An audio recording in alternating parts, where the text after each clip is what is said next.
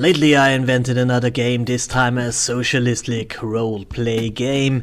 It started of course as a joke when I said to one of my co-workers, okay, I'm gonna go on a quest to get a special equipment, and took a cookie from my jar before I went on my merry way. So my co-worker argued, hey, that's not really a quest, because you took your reward before you did your quest, and rewards are given after a quest is done and not before. So I argued, well, we are not really in a capitalistic society over here in Austria, so screw it, I get my cookie anyway. So we joked along while we were getting our stuff. But I figured it's actually a good example of how things work, or better, not work, because spoiler alert, I don't think that such a game would have a significant player base compared to games that follow the basic quest then reward system, which we could call capitalism.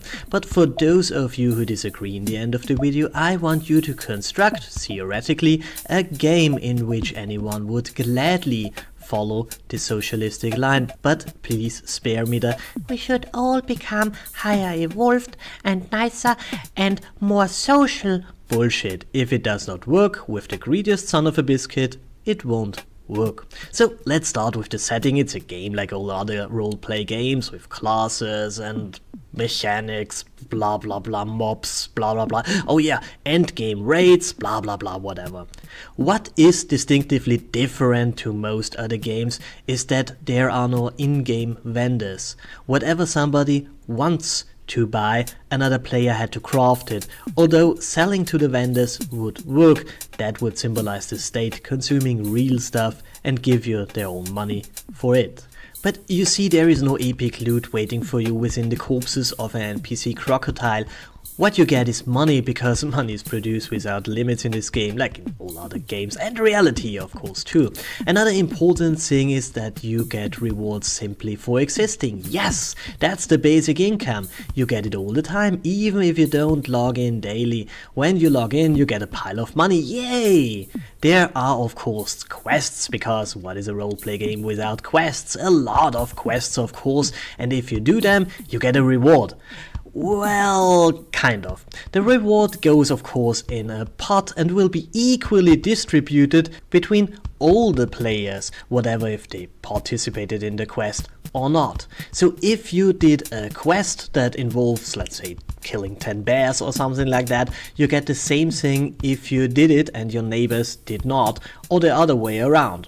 Doesn't change anything. The real interesting part is when the quest involves you giving something like a freshly crafted bronze dagger to an NPC. So you had costs above your work time.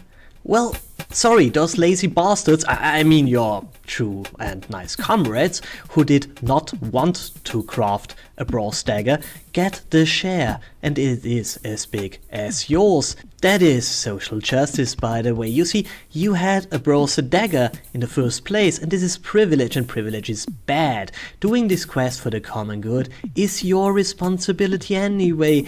There is no reason to anyone to say even thank you. You see? Well, you might do some quests because it's about the game and it's about questing, is it not? But after some times and after some quests, you might find it more engaging to not do this officially certified quests, because, well, they don't pay really good and leave this kind of nasty aftertastes. On the other hand, there are players who need, let's say, copper for example. One can give you something that you really want.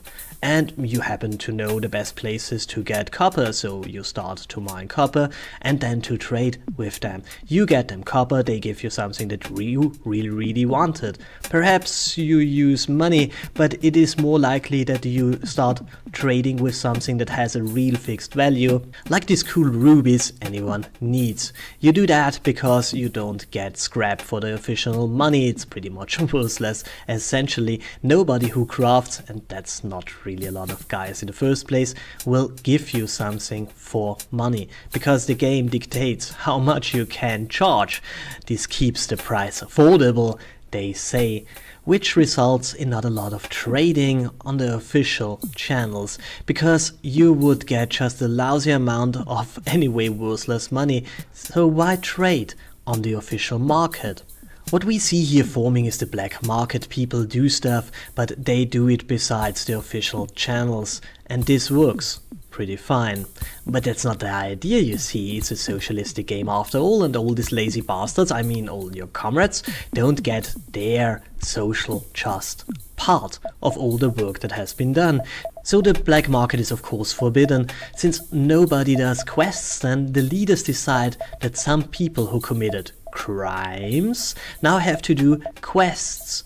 These players go into gulag mode, where they don't get anything for their work, but all the others get something from their work, which keeps the system going somehow. This is of course slavery, and since it makes only sense to enslave if they're useful, the motivation to simply appear useful is already kind of shocking for the broader player base. You see, slavery is a logical result of socialism. If the state gives you money for free, it's a question of time until it gives unpaid work for free.